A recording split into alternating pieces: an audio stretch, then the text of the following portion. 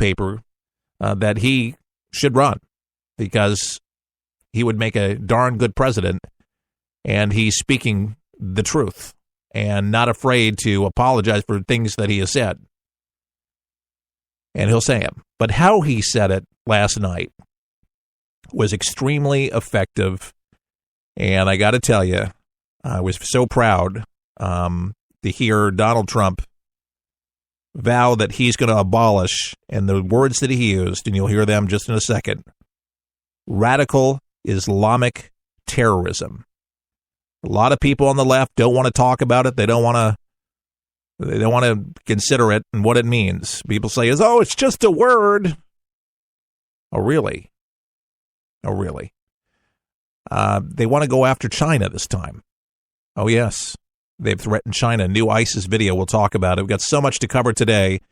Here is Trump vowing to do just that.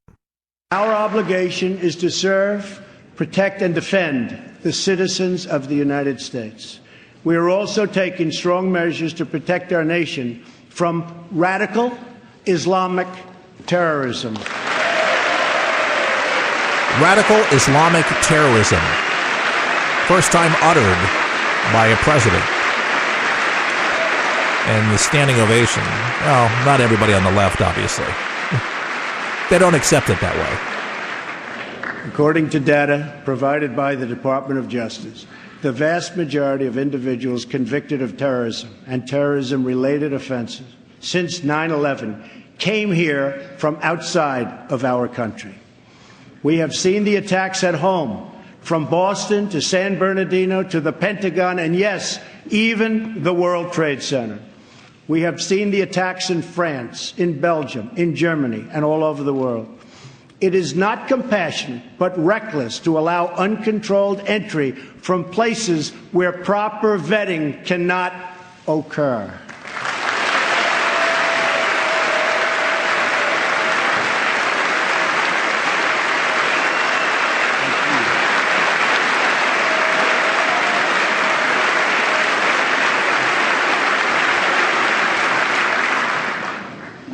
Those given the high honor of admission to the United States should support this country and love its people and its values. We cannot allow a beachhead of terrorism to form inside America. We cannot allow our nation to become a sanctuary for extremists.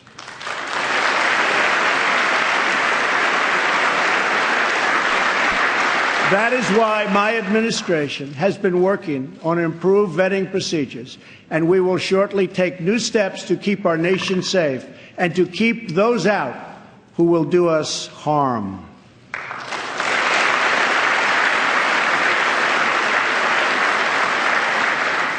As promised, I directed the Department of Defense to develop a plan to demolish and destroy ISIS, a network of lawless savages that have slaughtered Muslims and Christians and men and women and children of all faiths and all beliefs.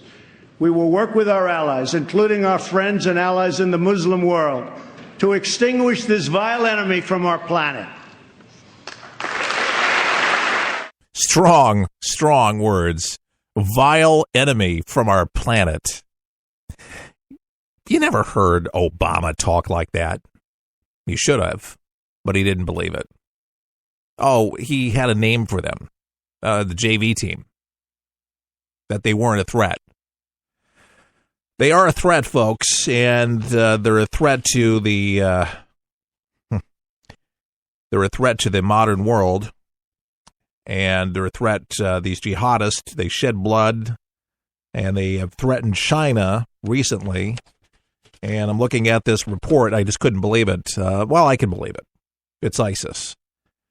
Well, basically, the Islamic militants from the Uyghur ethnic minority, that's a group of Chinese, they have vowed to return home and shed blood like rivers. What experts marked the first ISIS threat to Chinese targets, reported the France press. And the threat came just in a half-hour video released yesterday by the Division of the Islamic State in western Iraq and featuring militants from China's Uyghur ethnic group, says the U.S.-based site Intelligence Group, which analyzed the footage. And China has for years has been hoping this would not happen. But in a video, it issued the threat against China just before executing an alleged informant. Oh, you Chinese who do not understand what people say, we are the soldiers of the caliphate. And we will come to you to clarify to you with the tongues of our weapons and to shed blood like rivers and avenge the oppressed, according to the site's translation. So, folks, there you go. It's a threat, folks. Of course, they got a lot of, a 1 million-man army over there. Good luck, ISIS. I think they'll probably be tough on it, but it'll be interesting to see. I hope to God no bloodshed, but, man, these people are ruthless. They will go anywhere and do this and hurt people. They don't care what religion you are, Buddhist, Christian, Muslim. But it is radical Islamic terrorism. Maybe it's a perversion of Islam, as many peaceful Muslims say it is. Now, we've had Dr. Gorka, Dr. Sebastian Gorka, that knows about Islam, and I've spoken to imams, and, you know, if you take the Quran at its word, folks, we're the infidel. We're the infidel. We're the infidel. We're the great Satan. The West is, because it doesn't fall in line with the teachings. Now, there's a lot of good things that are in the Quran, but there is also some seedy things when people react on them and take that to heart. And I guess you could say that about the Bible, with plucking your eyes out literally. Jesus was talking about figuratively. It's better to pluck your eye out than have your whole body actually end up in hell, metaphorically. People pluck their eyes out. They did that.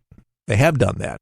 And they continue doing things like that. So there can be radical versions, but I don't hear a bunch of Christians going around the world doing these things. They just so happen to be in the cloak under this, and it is Muslim countries. And there does, to me, needs to be a vetting, and I've said this from day one when the 9/11 happened. Good Muslims need to stand up. And if they know something's wrong, if there's hate being spewed in their place of worship, they need to report it. They can't sit idly about it.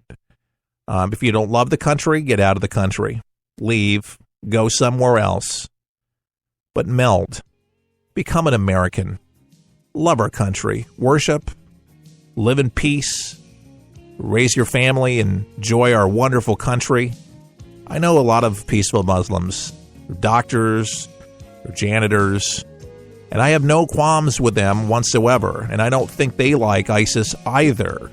But we should definitely all condemn it, don't you think? We'll be back right after this. We'll help you survive this thing called life. We're for the people, for the people, for the people is there. For the People has a new way to find us on the web. Just go to forthepeopleshow.com. That's forthepeopleshow.com. There you can listen to our daily podcasts.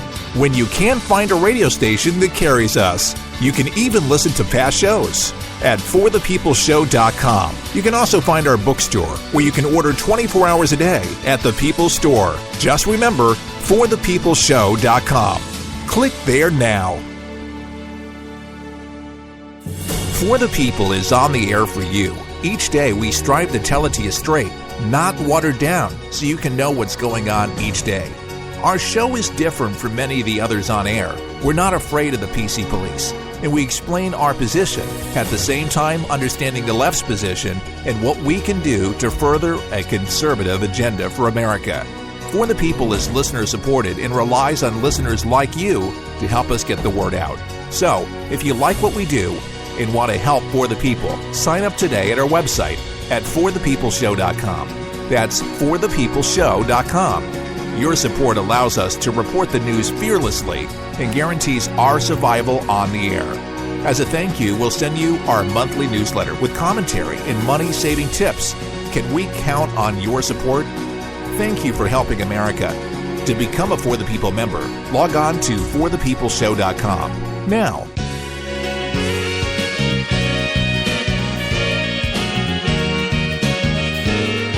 And you're listening to For the People. I'm your humble host, Keith Allen, from Studio 1A in Tampa, Florida. That's where we do our broadcast from. You know, sometimes in life, you do things that are embarrassing. Well, I cycle. Some of you know that I'm an avid, I love cycling, and I do it for exercise, and I actually enjoy biking. You know, Albert Einstein actually biked too, but I'm not a genius by any means. But several people, even Bono from U2, which I think is totally cool. He just broke a bunch of bones, a couple years ago in Manhattan, at Central Park.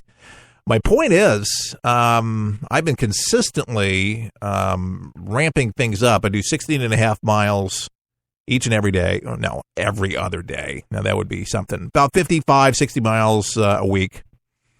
And the left brake that controls the front tire, I know we have some cyclists that listen to the broadcast, and they enjoy it too. It locked up.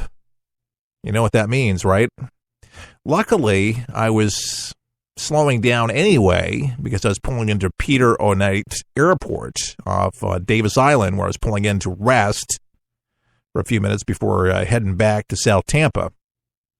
I fell off the bike. I mean, I flew. Now, I wear the biker's gloves and a helmet, and, some skin came off my knees. I kind of I kind of scraped my side a little bit, but I must have had cat reflexes or something like that because both my hands are kind of bruised in the palms. So I kind of caught myself, but quickly got up. And some scrapes on the knees, but no stitches needed, no broken bones whatsoever. So I'm very pleased that didn't happen. But, accidents happen. I'm going to, be sore for a little bit, and, that's okay. I don't know why the brake actually, I'm going to have to ask the Trek store, who recently did some work for me, why that would lock up the way that it did. I am totally uncertain that happened. So the right brake was fine for the back tire. So on the way back, I had to remember when I had to brake, do not brake with that other one because I didn't want a reoccurrence from that happening. But in 5 years, I've had some close calls, but not with braking from people or cars. It was pretty adventurous, and this probably happened. Probably about 5:45 Eastern time this morning. So, anyways, I'm in one piece, and it's a good thing. Be careful out there is all I got to say. Check those brakes before you go out. Make sure it doesn't happen. But if anybody knows, because I might not be able to go for several hours, why the brake would lock up, send me a Facebook message if you have any wisdom or things that I need to do to check over my bike to make sure that everything is in tip-top shape, because usually I don't work on the bike. I have somebody that works on it for me when I take it in for a tune-up, and usually that's yearly. Listen, last night there were some magic moments, but one of them brought tears to my eyes, not just last night, but this morning, watching it again, the audio. And for our fallen Navy SEAL, William Ryan Owens, his wife, Carolyn, in the audience, and this has been widely talked about, and one of the main reasons, besides everything else that Donald Trump talked about, made him look presidential. But I will tell you, it was a pretty special moment, and things that had to be said and should have been said. The challenges we face as a nation are great, but our people are even greater, and none are greater or braver than those who fight for America in uniform.